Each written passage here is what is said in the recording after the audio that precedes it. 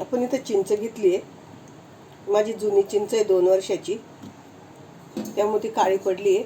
त्यामध्ये आपण पाणी ओतू.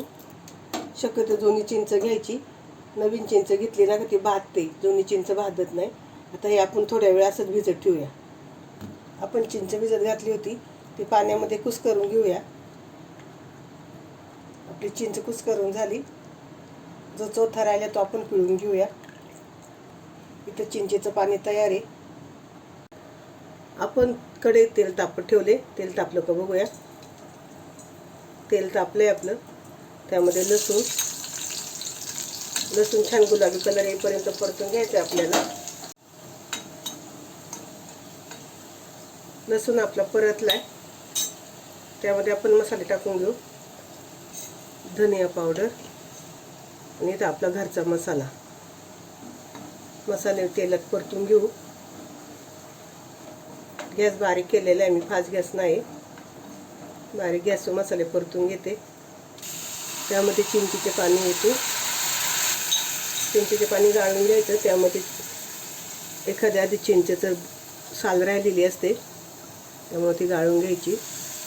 त्यामध्ये पाणी ओतूया आपण.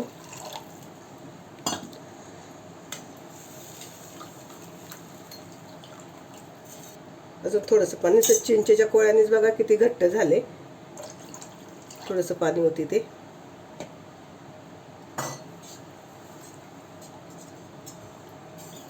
छान झाले आपलं.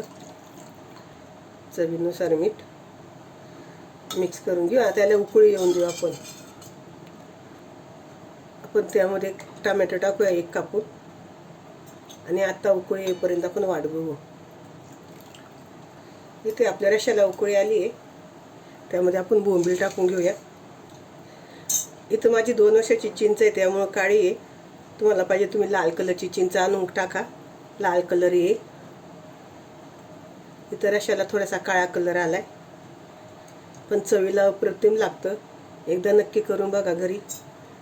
तुम्ही कोणी हा बोंबलाचा रस्सा करून खाल्लाय मला कमेंट करून नक्की सांगा. याला आपण बारीक गॅसवर 1 उकळी येऊन देऊ, म्हणजे आपले बोंबील शिजले. बोंबील शिजायला अगदी 1 उकळीत शिजून जातात, त्यामुळे बारीक गॅस केला आणि 1 उकळी येऊन देऊ आपण. कालवणाला आपल्या उकळी आली आहे. आपले बोंबील छान शिजलेत. मला दाखवते मी एक. छान बोंबील शिजलेत. गॅस बंद करूया. जास्त नाही शिजवायचे, नाही तर मग त्याचे तुकडे पडतात. अगदी 1 उकळी आली का लगेच बंद करायचं आणि वरून झाकण ठेवून द्यायचं. त्या वाफेत पूर्ण बोंबील शिजून जातात. त्याच्यावर कोथिंबीर टाकू शकता थोडीशी. इथं आपले बोंबील शिजलेत. गॅस बंद करते, झाकण ठेवते. बोंबलाचा रस्सा तयार.